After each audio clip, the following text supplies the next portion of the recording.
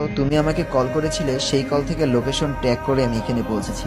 রাফিন বলল, সে যদি তোমার মনে আছে আমি চলে যাওয়ার পর থেকে তোমাকে কেউ ফলো করতো, সেটা কে ছিল জানো? সেটা ছিল শুভ। একটা সময় ও আমার সব থেকে ভালো বন্ধু ছিল। আমি জানতাম না ও তোমার কাজিন।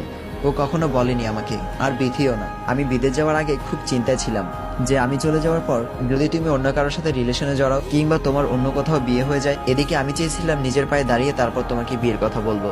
একদিন শুভ নিজেই আমাকে বলে, তুই কোনো চিন্তা করিস না, আমি এদিকটা সামনে রাখবো। সে যদি যাতে অন্য কোথাও বিয়ে না হয় সেই দায়িত্ব আমার। আর আমিও কি সুন্দর ওর কথা বিশ্বাস করে চলে গেলাম।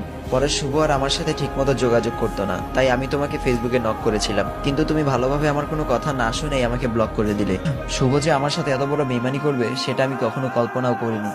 শুভ বলল, বেইমানি? কিসের বেইমানি করেছি? ভালোবাসার অধিকার সবারই আছে। আর আমি কি জানতাম আমি সেজুদিকে দেখে ভালোবেসে ফেলবো? আর সেজুতিও আমাকে এখন ভালোবাসে। তুই চাইলেও আর কিছু করতে পারবি না। আর একটা সময় সেজুতি তোকে নিজে প্রপোজ করেছিল। কেন? তুই ওকে সবটা বুঝিয়ে বলতে পারতি। কেন অপমান করেছিলি ওই দিন? বল। তুই তো ওই দিন ওকে বলতে পারতি তোর জন্য অপেক্ষা করতে, তাহলে আজকে এই দিন তোকে দেখতে হতো না। আমি সেজুতিকে ভালোবাসি, সেজুতি শুধু আমার।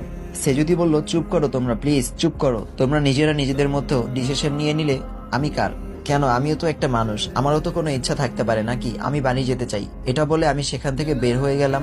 বাইরে বেরিয়ে এসে দেখলাম আমাদের গাড়িটা মনে হয় রাফিন এনেছে, কিন্তু চাবিটা কোথায়? চাবি মনে হয় রাফিনের কাছে। আবার গেলাম চাবি আনতে। যখনই দরজার কাছে গেলাম এমন কিছু কথা শুনলাম যেটাতে আমার মাথা ঘুরে গেল। রাফিন বলল, শুভ তুই কাজটা করতে পারলি? তুই না একসময় আমার বন্ধু ছিলি, তোকে আমি নিজের ভাইয়ের মতো ভালোবাসতাম, আর তুই কি না? শুভ বলল, আরে রাখ তোর বন্ধুত্ব। তুই ছোট থেকে আমার সব পছন্দের জিনিসে ভাগ বসিয়েছিস, সবসময় আমার চেয়ে ভালো রেজাল্ট করেছিস। সবসময় আমার চেয়ে ভালো রেজাল্ট করেছিস বলে মা আমাকে তোর জন্য বকা দিত। এমনকি কলেজে তোর জন্য আমি আমার ভালোবাসার মানুষটাকে হারিয়েছি।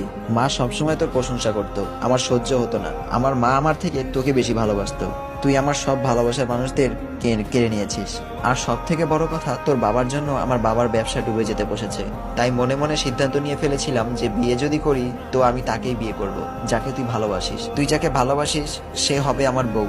আমি যে সেজুতিকে ভালোবাসি এটা মিথ্যা না। আমি সত্যি যেদিন প্রথম ওকে দেখেছিলাম সেদিন থেকেই ভালোবাসি ওকে আমি, নিজের থেকেও বেশি। বিয়ে তো আমি সেজুতিকেই করব, পারলে আটকে দেখাস।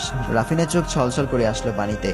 যে বন্ধু ও ভাইয়ের মতো ভালোবাসতো সে কিনা এতদিন তার মনের ভেতরের ওর জন্য এত ঘৃণা পুষে রেখেছিল এটা ভেবে। রাফিন বলল, চ্যালেঞ্জ করছিস আমাকে? শুভ বলল, হ্যাঁ, যদি তাই মনে করিস তবে তাই। রাফিন বলল, ঠিক আছে।